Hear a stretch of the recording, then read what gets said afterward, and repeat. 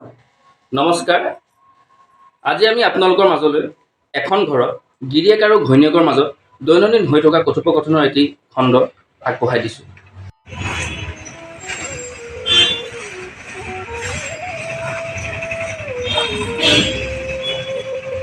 হেৰা, কি হৈছে তোমাৰ? কিয় চিন্তা কৰি আছা?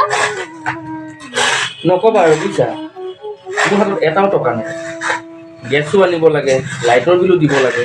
কি যে কৰি মোৰ মাথাই একো কাম কৰি থাকে। মই থাকোঁতে তুমি চিন্তা কৰিব নালাগে নহয়। মই কেইটামান পইচা জমা কৰি ৰাখিছিলোঁ, তুমি তাকেই ল'বা।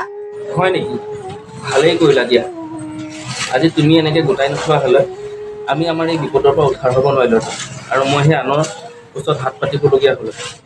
সাধাৰণতে কেনেকুৱা ধৰণৰ আচৰণ কৰিলে গিৰিয়েক ঘৈণীয়েকৰ মাজত এখন ঘৰত কাজিয়া সৃষ্টি নহয়, লগতে শান্তি শৃংখলা বজাই ৰাখিব পাৰে, তাকেহে এই খণ্ডটিত আপোনালোকক আমি বুজাবলৈ চেষ্টা কৰিছোঁ। হেৰা, মোৰ হাতত এটাও টকা নাইকিয়া হ'ল। কিয় জানানে? চব তোমাৰ কাৰণে। য'ত যিমান টকা আছিলে চব তোমাৰ লগতে খৰচ কৰিলোঁ। বিয়া সবাহত দিলোঁ, তোমাৰ ঘৰৰ পৰিয়ালৰ লগত দিলোঁ। তোমাক আকৌ দাৰ্জিলিং ফুৰাবলৈ যাওঁতে কিমান যে টকা খৰচ হ'ল। তোমাক আকৌ ফুৰাবলৈ নিনিলে তুমিতো মুখখন এপাচি কৰি থবা। ৰ'বা, মই দি আছোঁ তোমাক টকা।